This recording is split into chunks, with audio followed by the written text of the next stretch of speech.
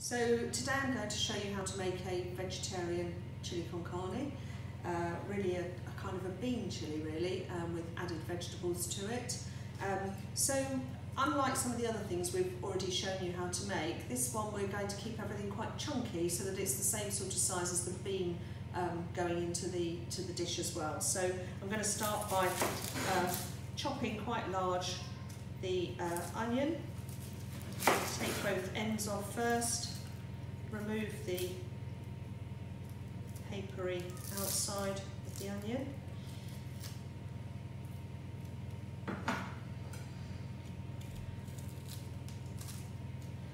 Just remove that first layer after that.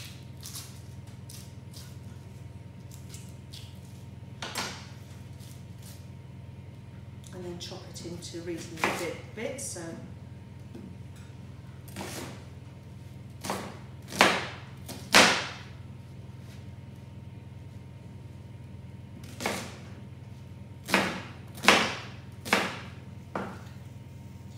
and then we need to peel our carrots and put those into chunks roughly the same size as the onion. Just finishing peeling carrots here, and then I'm going to chop them into chunks that are, as I say, much the same size as the beans and the onions.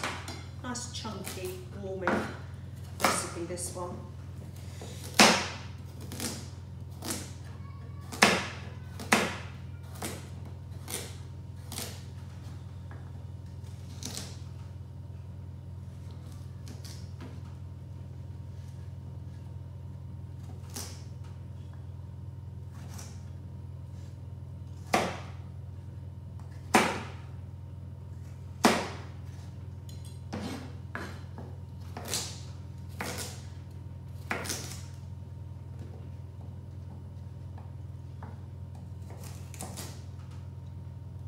Now, the recipe that I'm using today is a bean and vegetable chili, but you could add minced beef to it if you want to use the same recipe. You can add the vegetables as well if you really want a big dish, or you can substitute the meat for some of the vegetables if that's how you prefer it. The important thing is just to when we're going to be frying off our vegetables, is to fry off your meat in the same way.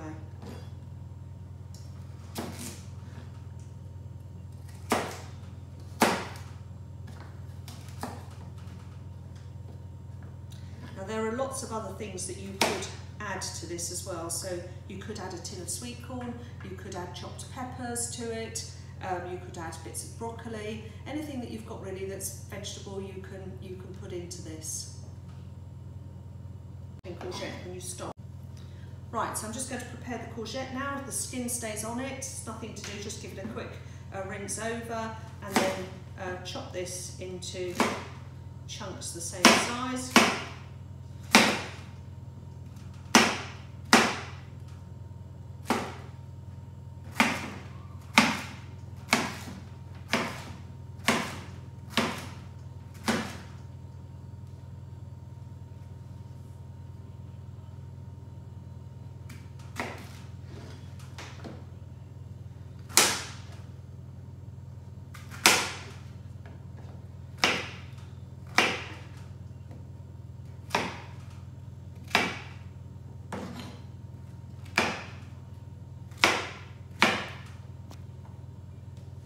So I've just got a tablespoon of cooking oil in my pan here, which I am just gently warming on that gas there.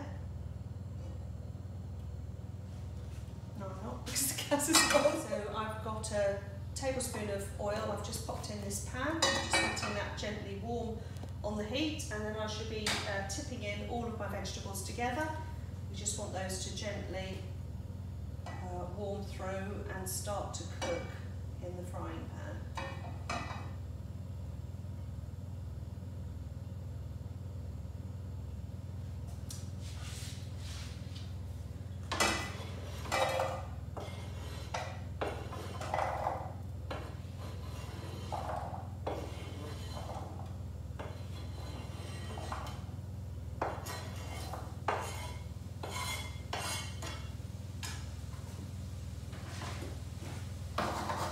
just going to leave those gently warming, beginning to cook through in the pan there probably for 5 to 10 minutes. And whilst that's doing, I'm going to get my garlic chopped and get my tomatoes ready. You can see that the vegetables have just begun to soften up a little bit.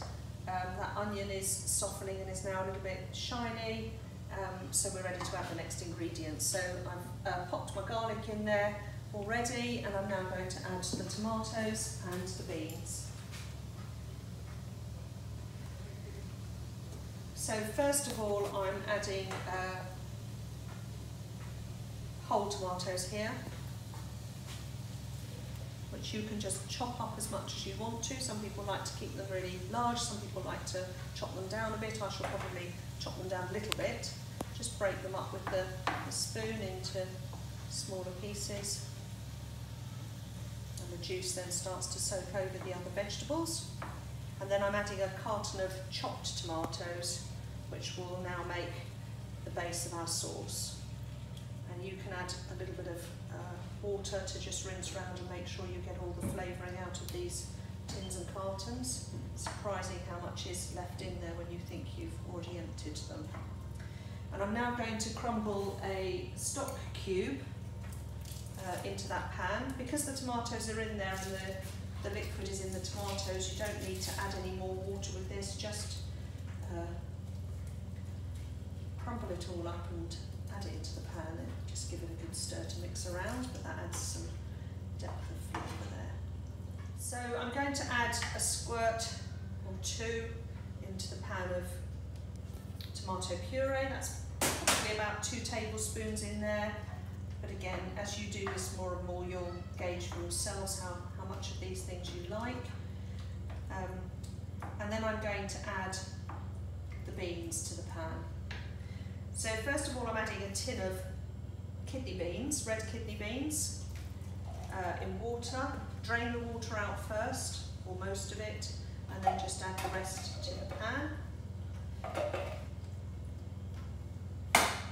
And then I'm going to add a tin of mixed beans. Now they call these salad beans in the tin, but actually they're a really nice mix of beans, and they go very nicely into vegetarian and bean dishes. So they just add a bit of difference in texture and in size, so it's a mixed bean dish rather than just using one type of bean.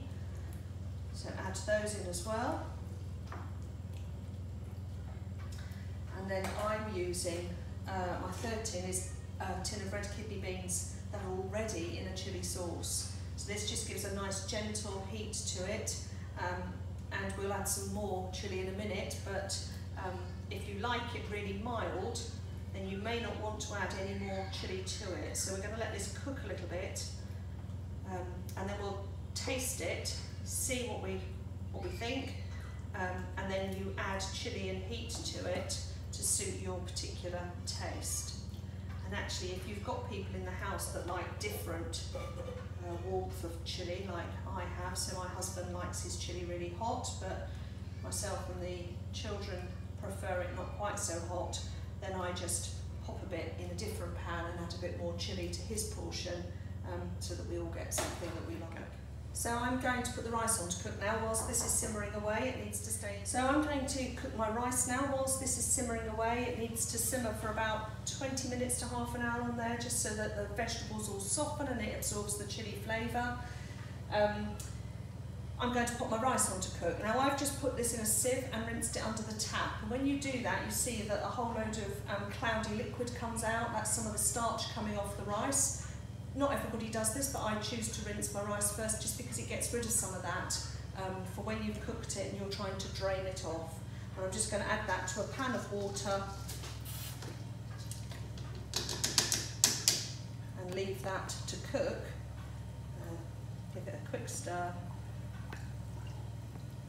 and just leave that to gently cook whilst the chilli is finishing off. Now, I said to you earlier about chilli. I've got 2 options here. There's a cayenne pepper, which is quite fiery, quite hot. You could use chilli powder if that's what you've got.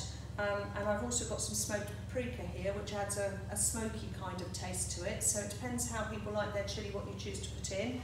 I'm going just going to add a little shake of this, but I'm going to do it very carefully. And I think the secret with the chilli is to add it, let it simmer for 2 or 3 minutes and taste it, and then add some more, because once you've put too much in, it's hot and you can't go back. So add it carefully as you go along. And obviously, when this is finished, you drain your rice once it's cooked. Follow the instructions on the packet of the rice that you're using. You drain it and rinse it just with some boiling water, and then serve it with the chilli. And if you don't use all the chilli up at once, you can save it for the next day, probably keep a couple of days in the fridge perfectly okay, or if not, freeze half of it, and then you've got a meal ready for another time.